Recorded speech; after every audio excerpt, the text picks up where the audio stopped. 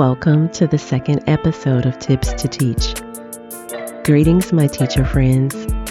Today's strategy is what I call dismissal greetings. This is another one of those quick, fast, think of something to manage student behavior ideas. You know when you have those days when it's almost the end of the day and you have students who can't help but show their true colors and start to cut up in class, almost ruining your lesson and their learning? Well, this is one of my impromptu rehabilitation strategies. One afternoon, two of my 7th grade boys were constantly ribbing each other. It was a small distraction that took them away from the goals for the class. My other students did a great job ignoring them and remained focused. It was the end of the day and I was at a loss. I started dismissing my other students to go to their lockers and out the front door to meet their parents. All the while, my 2 boys were just explaining to me that I could not keep them after school and the many reasons why they could not serve a detention.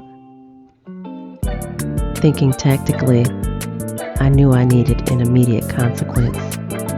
After stopping at their lockers, I directed them to follow me to the main entrance of school, where all the students exited the building.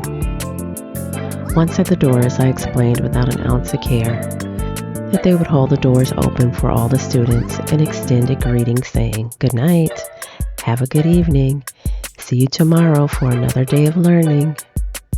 They thought I was crazy. Great, keep thinking that.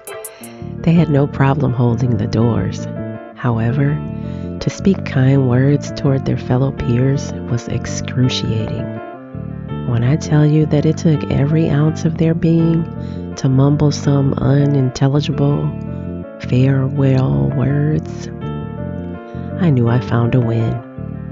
I explained calmly and without emotion that if I was not satisfied with their performance, they would repeat this duty tomorrow.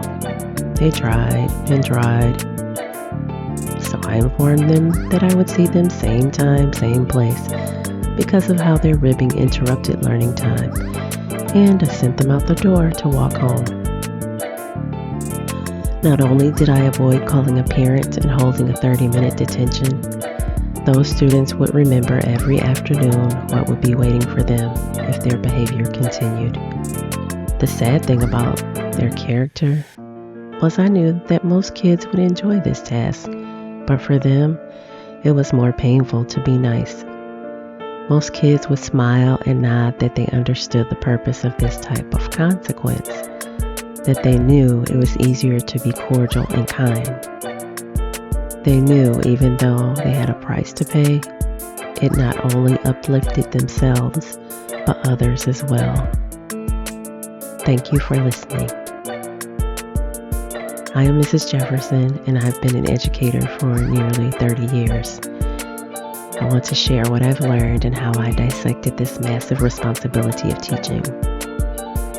With a little bit of crazy, some organization and planning, clever ways to manage students, and keeping yourself motivated, we can be great teachers. Some of you are already great.